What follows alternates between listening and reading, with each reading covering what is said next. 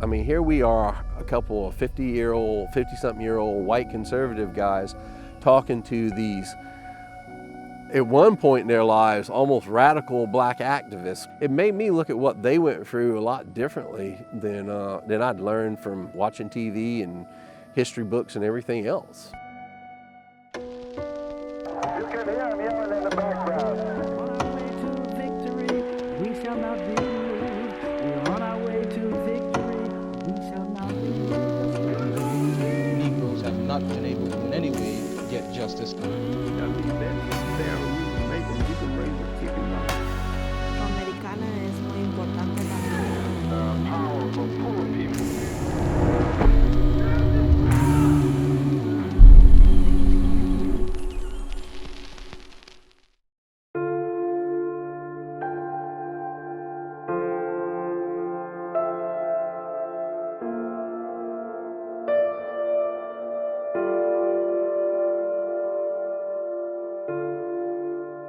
The Legares have been farming on Johns Island since 1725.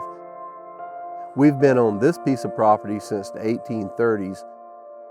Having land and having a heritage here on the island is a hard thing to explain. I remember growing up when I was a younger man, James Island still had farms, Mount Pleasant still had farms, and we're fast losing that on Johns Island, and I don't want to see it, and it made me realize that we have to fight for what we have here on Johns Island.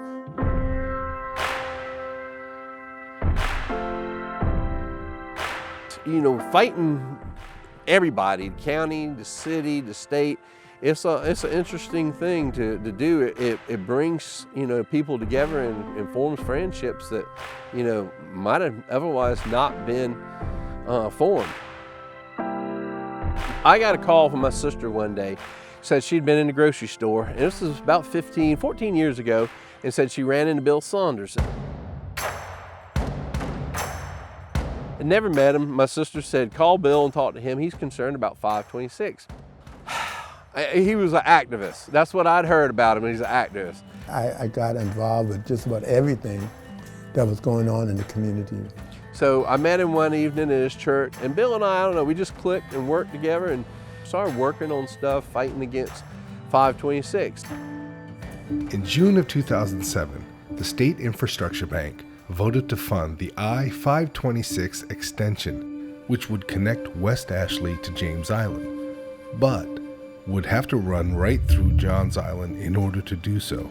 Clements Ferry area and Daniel Island, when 526 went through there and they started developing the Clements Ferry area, we saw what happened over there, and we did not want to see that happen on Johns Island.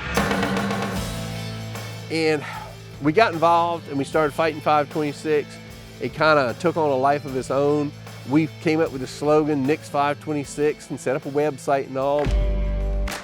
And Bill and I both realized it was not a black or white issue, it was a community issue. It was going to affect the community, it was going to affect the people that grew up here on the island, it was going to affect the people that have been moving here. And we realized that we're going to lose our lifestyle completely.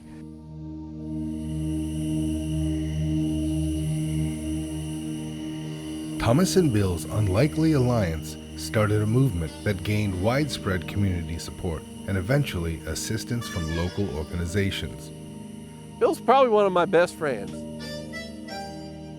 We kind of sat down at that point after we'd been working on the 526 issue a few years and said, there's a lot of things on this island other than 526 that we need to work on. In the summer of 2015, we had the Emmanuel church murders in June, early June of 2015. In that summer, just myself and Bill Saunders, Bill Jenkins, and Isaac Robinson, and my friend Randall Horace, for like 3 months, we were the only ones that showed up at the Concerned Citizens meeting. And it was very eye-opening, and it was very beneficial, I think, to Randall and I to talk to those guys. I mean, here we are, a couple of 50-something-year-old white conservative guys talking to these, at one point in their lives, almost radical black activists that have 240 years of experience being community activists. And we learned a lot. We learned a lot of history, why they did what they did. It made me look at what they went through a lot differently than I'd learned from watching TV and history books and everything else. Stuff happened here just as bad right here as it did in anywhere else in the country. I mean, we see all these stories in other places, but it happened right here in Charleston. Talking to people like Bill has been a very eye-opening experience. You're going to lose friends when you stand up for something. I know I've lost friends, I've lost customers over 526, but I'm standing up for what's right and what's best for Johns Island and the community and our lifestyle. And I've made more friends probably over the years I've been fighting 526 than I've lost over it. And I've made lifelong friends and made friends like Bill. People like Bill and I from completely different walks of life. And the only thing we have in common is the history we have on this island and our love for the history of this island can work together and become best friends on something. I think it can be a model for everybody to work together on this island. Even though we're from different walks of life, no matter what the outside color of your skin is, your island blood runs through your veins.